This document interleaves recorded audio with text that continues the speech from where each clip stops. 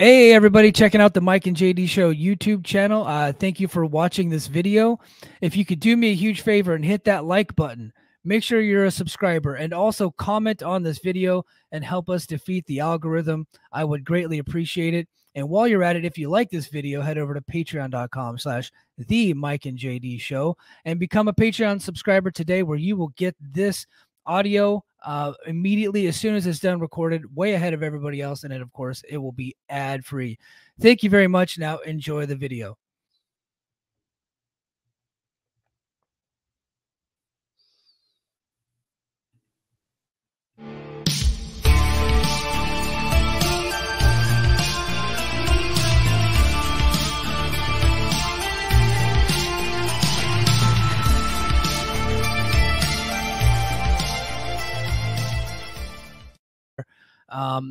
As I was about to come and record, I saw a tweet from Brian Alvarez, so I think we got some breaking news.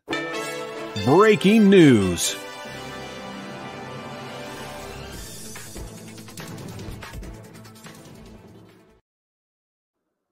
Yeah, so it looks like, I'm sure as everybody is aware, yesterday AEW's All In pay-per-view, during the show, Jack Perry, Jungle Jack the Crack, he had his match with Hook, and during the match he had driven a limo out onto the stage, and he did a thing where he kind of like touched the glass on the limo and looked into the camera and said, "It's real glass, now cry me a river." And then later Hook actually threw him into the glass and broke the glass. Well, 2 weeks ago on the Mike and JD show, we had talked about an issue between CM Punk and Jack Perry over broke Jack Perry wanting to go through some broken glass, legitimate broken glass on Collision.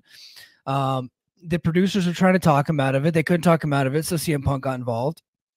And apparently threw a tantrum. Jack Perry threw a tantrum about it. I guess he wanted to go through the glass, and then that was his excuse to take time off. I don't know how true everything is. What I do know is that CM Punk linking to his friends in the media is not helpful to AEW right now, because all anyone's ever talking about is CM Punk and his drama, not how successful AEW is right now. But so anyway, he does that spot, he does that segment, and then after his match, guess who's waiting in the wings to go on next? At the beginning of All In. So Jack Perry was the main event of 0 Hour, and then he heads into, which was going to lead into CM Punk and Samoa Joe, the first match, or the opening match of All In. So as he comes through the curtain, he's confronted by CM Punk. Now there's a ton of different stories going around. I have counted 7 different versions of the story, and I think by the time you guys hear this, and by the time I get this uploaded, the story will have changed several times. But there was an altercation. One party is saying that Jack Perry shoulder checked Punk after being confronted, and then Punk hit him and choked him, and yada yada. There's another story going around that is completely different than that story. There's a bunch of different things going around, and so maybe by the time we get to the Mike and JD show this Thursday, we will have a good story with enough facts and enough credible sources to be able to sort it all out. But as of right now, there's not a lot that I can even confirm or whatever. So as I'm coming home to record the show, I'm on my break at work, and I see a tweet from Brian Alvarez, and the tweet basically said that the belief within the belief within AEW is that Punk and Jack are both suspended pending the results of an investigation, which would mean neither will work all out. It's Brawl in 2023. Last year was Brawl out. There's a lot of drama going on with CM Punk. You know, even if he didn't start this one, and the belief is that Perry started it whenever he said what he said to the camera, and whenever he made the comment to the camera that he was provoking Punk. Punk could have just let it go and focused on his business. He didn't have to have a reaction. So I know a lot of people are going to want to defend Punk on this, but maybe you have that reaction later, not as you're about to go out for your match, but I just don't think he has the ability to not say something.